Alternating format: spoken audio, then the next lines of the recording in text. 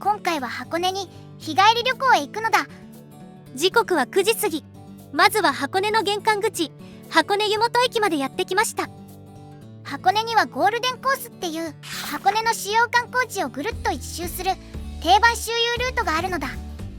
箱根湯本から登山電車で強羅へ、ケーブルカーで早雲山、ロープウェイで大涌谷を越えて桃源台、そこから海賊船で芦ノ湖を渡って、最後はバスで箱根湯本に戻ってくるというコースです。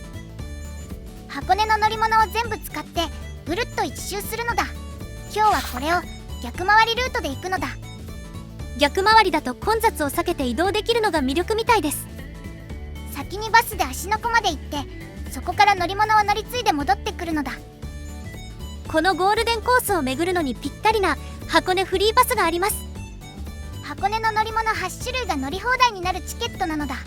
観光施設の割引もついてくるのだ。券売機のほか、スマートフォンのエモットというアプリでも買えます。今回はこのアプリを利用して移動していきます。さて、バス乗り場なのだ。改札を出たらデッキ通路を渡って駅の向かい側、道路を挟んだ反対側にバス乗り場があるのだ。紫陽花橋のすぐ手前にあります。2番乗り場から出る H 路線に乗ります。箱根町港行きのバスが来たのだ。それでは出発なのだ。逆回りの箱根散策スタートです。箱根町港に到着なのだ。ここが今日のスタート地点なのだ。バスに揺られること45分ほど。多くの方は手前の元箱根港で降りてましたね。私たちはこちらにある箱根関所に行きたかったので、箱根町港まで来ました。しかしバス意外と混んでて座れなかったのだ。それになかなか大変だったのだ。山の中をずっと登っていくんですね。それが急カーブの連続で、つり革ぐらいじゃ支えきれません。握り棒に全力でしがみつくことになったのだ。小さいお子さん連れの方やご年配の方は一本見送ってでも座っていった方がいいかもしれません。ただ外の景色はずっと良かったのだ。山の中が中心なんだけど、時々パッと視界が開けて吊り橋が見えたり湖が見えたり。立ちっぱなしは大変だったけど、景色はよくって退屈しませんでした。そして目の前に広がるのが芦ノ湖なのだ。快晴です。これ以上ないってくらいの天気だね。水面がキラキラしてるのだ。ぐるっと山に囲まれてるのがよくわかるのだ。赤い桟橋が湖に突き出してて、その先に海賊船が止まってます。とても絵になる光景です。あの海賊船に乗って元箱根港や桃源台へ行けるのだ。海賊船は後ほど乗るのだ。芦ノ湖は箱根の火山活動でできた湖なんです。今から約3000年前、神山という山が噴火して山体崩壊を起こして、その土砂が川をせき止めて水が溜まってできました。山が崩れた跡がそのまま湖になったのだ。そしてその崩れた場所が後ほど行く大涌谷なんです。今日は湖とその原因になった場所を両方回ることになるのだ。この芦ノ湖のほとりは箱根駅伝の往路ゴール、復路スタート地点でもあります。近くには箱根駅伝ミュージアムもありますよ。お正月にテレビで見るあの場所なのだ。それではまずは箱根関所に向かいましょう。お、屋根付きの看板が見えてきたのだ。箱根関所って書かれてますね。ここをまっすぐ行くと箱根関所の受付があるみたいです。お蕎麦屋さんがあるし、お土産屋さんもあるのだ。逆回りで来てるからこの辺りはまだ人は少ないんですね。さっきの芦ノ湖もそうだったけど、絶景なのに人が少ないっていうのはかなり快適です。湯の花まんじゅうって書かれてるのだ。せっかくだし買っていくのだ。観光地に来たら食べ歩きだもんね。粒あんとこしあんが選べるそうです。たった100円なのだ。普通に美味しいのだ。すごく個性的な味というわけではないんですけど、歩きながら食べるおまんじゅうってそれだけで美味しいよね。箱根関所は入場料は大人500円。箱根フリーパスがあると100円引きになるのだ。隣の箱根関所資料館との共通券なので両方入れます。箱根町港の側から来ると最初にくぐるのが京口御門、京都側の入り口という意味ですね。つまり僕らは今西から江戸に向かう旅人と同じ入り方をしてるのだ。箱根関所が置かれたのは1619年。江戸を守るために東海道のここに設けられました。芦ノ湖と山に挟まれて街道が一番狭くなる場所なのだ。ここを閉めてしまえば誰も通れないのだ。そこで有名なのが入り鉄砲に出女という言葉です。江戸に入ってくる鉄砲と江戸から出ていく女の人、この2つを特に厳しく取り締まったのだ。大名の奥さんやお子さんは人質として江戸に住まわされていたんです。その人たちが逃げ出さないように女性の通行はとにかく厳しく調べられました。手形に書かれた特徴と合っているか、言った紙をほどいてまで確かめたそうなのだ。瞳女という係の女性がいて、その様子が館内に人形で再現されています。石段を登った先に遠見番所があるのだ。動画ではカットしてますが、結構長い石段を登ってきました。芦ノ湖と街道を上から見張っていた場所です。関所の全体も芦ノ湖も丸ごと見下ろせるのだ。見張り台ですからね。眺めがいいのは当然といえば当然です。敷地の中に五番所茶屋があるのだ。そこで一休みなのだ。芦ノ湖を眺めながらお団子や甘酒がいただけるお店です。お団子にしようかと思ったんだけど、今日は暑すぎるのだ。結局ソフトクリームにしました。チョコレート味で400円です。体が生き返るのだ。茶屋のすぐ近くに箱根関所資料館があるのだ。さっきの共通券でそのまま入れます。関所を通るための手形や関所破りの記録が展示されてるのだ。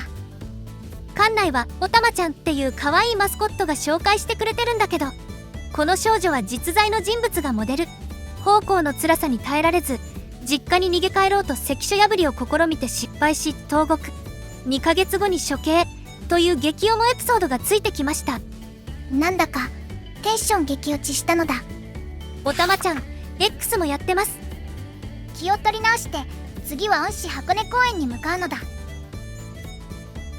関所から歩いてすぐ恩師箱根公園があります。資料館のほぼ正面と言っていい場所ですね。ここは昔箱根離宮があった場所なのだ。明治時代に皇族の方の秘書や外国からのお客様をお迎えするために建てられた別邸です。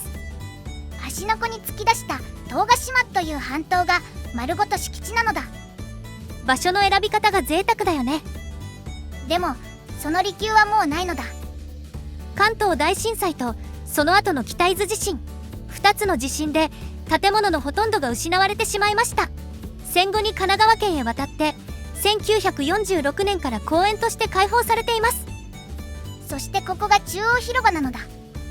正面にあるのが湖畔展望館。離宮の面影を再現して建てられた白い石張りの洋館です。1階が箱根離宮の資料の展示室、2階が休憩室になっています。2階に上がってみるのだ。ゴールデンコース逆回りのおかげか、ここも人がまばらでベンチは選び放題なのだ。バルコニーからの眺めがとにかくいいです。芦ノ湖とそれを囲む外輪山、ここに離宮が建てられた理由がよくわかります。眺めは最高なんだけど暑いのだ。館内は冷房がしっかり効いてるので助かったね。自販機を見つけてジュースを買いました。さっきからアイスとジュースしか買ってないような。そしてここで秘密兵器なのだ。今日のために Amazon で買っておいたひんやりタオル。こういう日のために用意してました。メントールが強すぎて目がシパシパするのだ。でも目のシパシパと引き換えにかなりスーッとします。目元だけ気をつければ期待以上の快適さです。湖畔展望館の隣には休憩所もあるのだ。景観はもちろん最高だし、座布団もあるし、こちらも気持ちよさそうな場所だね。じゃあそろそろ次へ行くのだ。こちらは200階段、離宮時代の石積みが残る階段です。ここを下っていきましょう。降りたところもいい雰囲気なのだ。誰もいなくて贅沢な場所だね。とっても小さな橋があるのだ。芦川橋といってこんなに小さいんですが、神奈川の橋100選に選ばれているんです。周囲も合わせて景観も抜群だし納得なのだ。ここからは元箱根へ向かって歩いていきます。この辺りには旧東海道の杉並木があるのだ。江戸時代の初めに植えられた杉が今も400本以上残っていて、国の史跡になってるのだ。ただその杉並木、私たちが歩いていた道の一本隣でした。右手の小道に入った先がその並木道だったのだ。気づかずにずっとこの大通りを歩いてたのだ。こっちの道も綺麗だし、これはこれで良かったかなと思います。大きな鳥居が見えてきたのだ。これだけ離れていても目立つ巨大な鳥居です。何なのかと思いましたが、箱根神社の鳥居でした。そのすぐ隣には元箱根港があるのだ。船を待つ人がずらっと並んでるのだ。これから箱根神社でお参りを済ませたら、ここから海賊船に乗っていく予定です。今までずっと人はまばらだったけど、ここは人が多くなってきたのだ。この元箱根港を箱根ゴールデンコースのスタート、もしくはゴールにしている人が多いみたいだね。現在の時刻はお昼の12時。この時間なのでほとんどの方が逆回りのスタート組じゃないかな。鳥居をくぐったすぐ横に石仏がずらっと並んでるのだ。賽の河原といって箱根町の史跡に指定されている場所です。昔から地蔵信仰の場所で、東海道を旅する人たちが手を合わせていったそうですね。さっきの街道を歩いてきた人たちがここで手を合わせていったってことなのだ。当時はもっとたくさんの石仏が湖畔にずらっと並んでいたみたいです。この辺りは飲食店やお土産屋さんが集まっていて、ちょっとした門前通りみたいな雰囲気なのだ。お昼なのもあってどのお店も繁盛してるよね。道なりに進むとまた鳥居があるのだ。ここを登っていくと本殿みたいなのだ。杉に囲まれた石段です。箱根神社が建てられたのは757年、奈良時代なのだ。満願上人というお坊さんが箱根狼のお告げを受けて社殿を建てたのが始まりと伝わっています。その後源頼朝をはじめ武家の信仰を集めました。1200年以上ここにあるのだ。しっかりお参りしておきました。隣には九頭龍の神社もあるのだ。九頭龍は頭が9つある龍のことです。昔芦ノ湖には人々を苦しめる九頭龍が住んでいたと伝えられていて、それを鎮めたのがさっきの満願上人なのだ。退治するんじゃなくて守護神として祀ったんですね。朝に見たあの湖にそんな話があったのだ。神社を降りてそのまままっすぐ進むともう一つの鳥居が見えてきました。あれが平和の鳥居なのだ。建てられたのは1952年、サンフランシスコ講和条約の締結を記念したものです。思ったより新しいのだ。そしてここが今日一番の行列でしたね。鳥居の下で写真を撮る人の列がずらっと伸びてるのだ。インスタ映えスポットとして人気なんです。ただ今回は暑さで並ぶ気力もないですし、一人で注目されながら撮るなんて罰ゲームでしかないのだ。では元箱根港に戻りましょう。次は海賊船に乗って芦ノ湖を縦断します。元箱根港に戻ってきたのだ。ここから海賊船に乗るのだ。船の料金は箱根フリーパスに含まれているのでそのまま乗れます。でも今回はちょっとだけ贅沢するのだ。特別船室というのがあって追加料金を払うと入れます。通常は800円なんですけどフリーパスがあると100円引きの700円。何が違うのだ。まず一般のお客さんより先に乗せてもらえます。それと乗るエリアが分かれているので席にかなり余裕があるんです。それにこのリボンを渡されるのだ。 VIP の証なのだ。このままお土産としてお持ち帰りできます。まずはデッキに出てみるのだ。やっぱり皆さん船内からデッキに上がってくるので特別船室のエリアとはいえ人が賑やかです。でも風は気持ちいいし景色も最高なのだ。天気にも恵まれたよね。湖はキラキラ、山も雄大で感動します。あそこに平和の鳥居が見えるのだ。相変わらず観光客でいっぱいなのだ。陸から見上げてた鳥居を今度は湖から見てるって不思議な感じだね。桃源台港までの乗船時間は30分ほどなのだ。デッキの上も満喫したし船内に戻ろっか。いい風が吹いているとはいえやっぱ暑いのだ。そしてこれが正解でした。船内ガラガラなのだ。座席が5分の1も埋まってないのだ。皆さんデッキに出ているので中はこの状態です。エアコンも効いていて席も自由だし快適そのもの。涼しくて静かでゆったりくつろげるのだ。お菓子でも買っとけばよかったのだ。ちなみに一般席の方は結構混んでいるように見えました。700円払う価値はあったかなと思います。快適な船旅だったのだ。桃源台に到着なのだ。ここは海賊船とロープウェイ、それにバスが集まるターミナルです。駅の中に桃源台ビューレストランがあるのだ。芦ノ湖を眺めながら食事ができるお店で、大きな窓から発着する海賊船が間近に見えます。空いてたらここでお昼を食べようと思ってたのだ。ここに着いたのは2時頃ですが、かなり繁盛してました。ここは目立った観光スポットもないみたいなので、ロープウェイに乗って次に行くのだ。ゴンドラは1分間隔で次々に来ます。待ち列も短くってサクサク進みました。ここは逆回りの恩恵があったと思うのだ。ゴンドラに乗り込んで出発なのだ。大涌谷に到着しました。実はゴンドラで登ってくる途中から硫黄の匂いがすごかったのだ。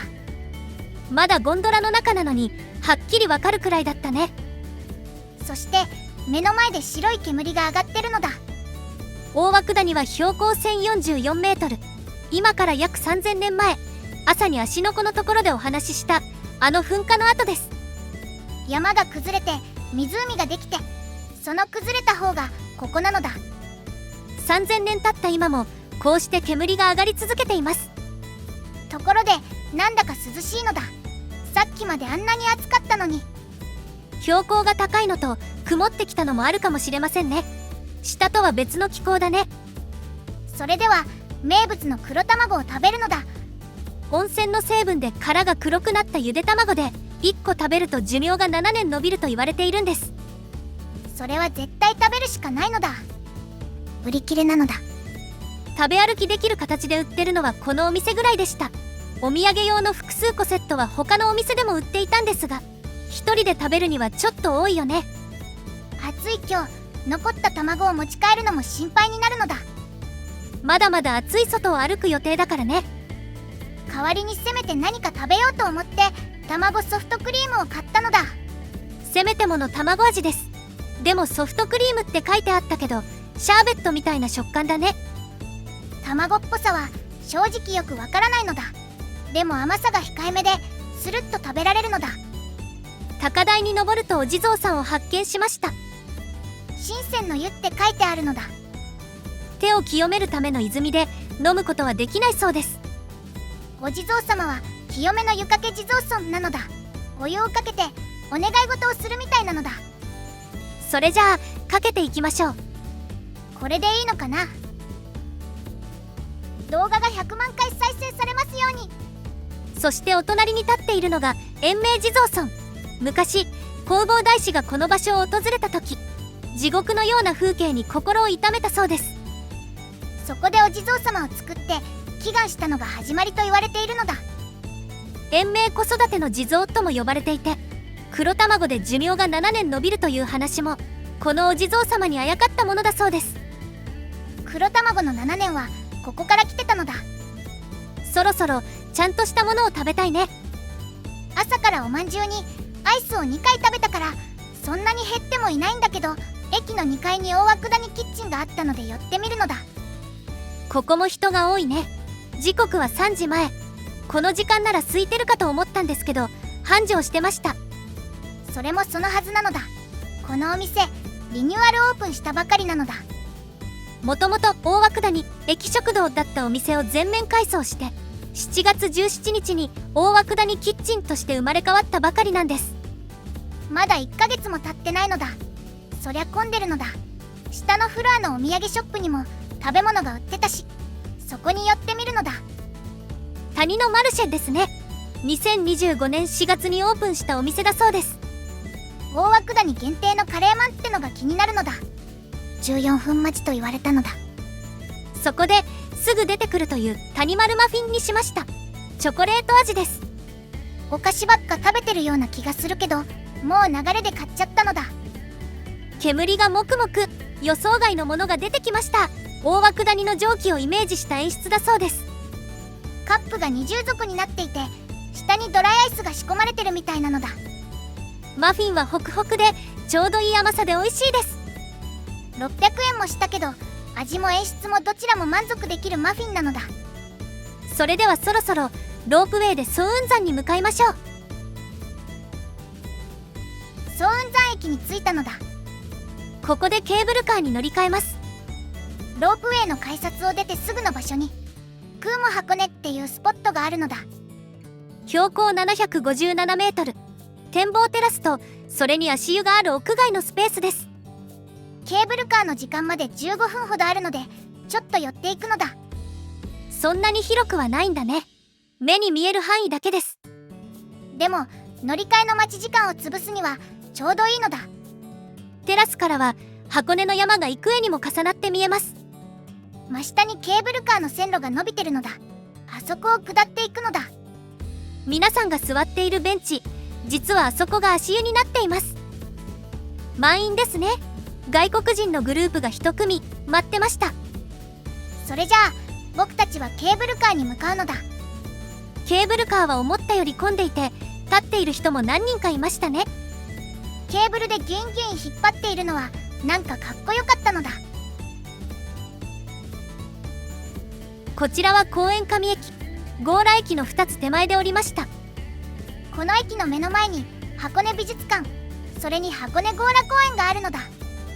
残念ながら箱根美術館は改装工事中でしたね。でも強羅公園も楽しみにしてたので、そちらに向かいましょう。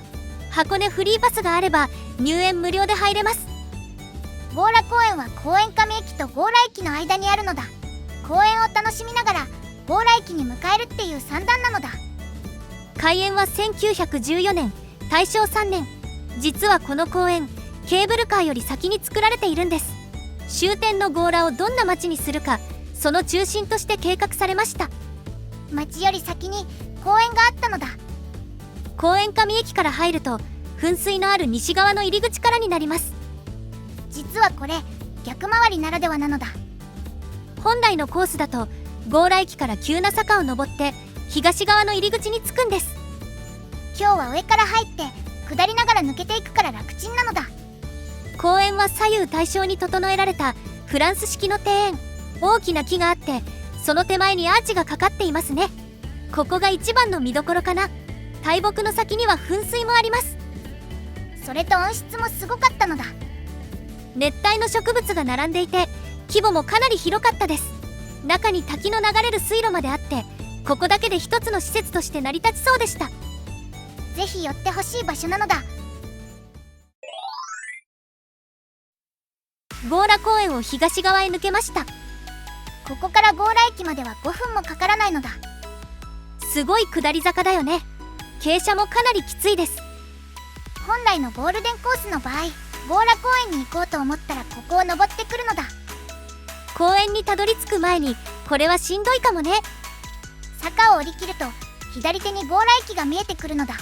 手前にはお土産屋さんも数軒あるのだ。駅周辺に人はほとんどいませんね。まだ4時なのだ。この辺りは本来ならコースの出発地点だからね。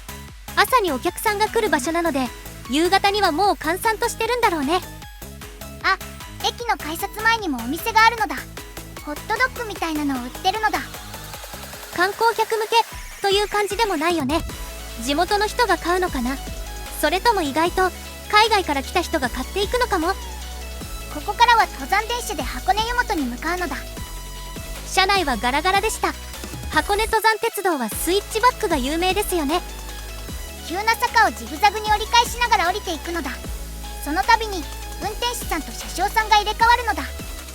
粘着式の鉄道では日本一の急勾配なんだそうです。箱根ゴールデンコース、逆回りで辿ってきたけどここで終わりなのだ。そうだね。逆回りかなり良かったんじゃないかと思います。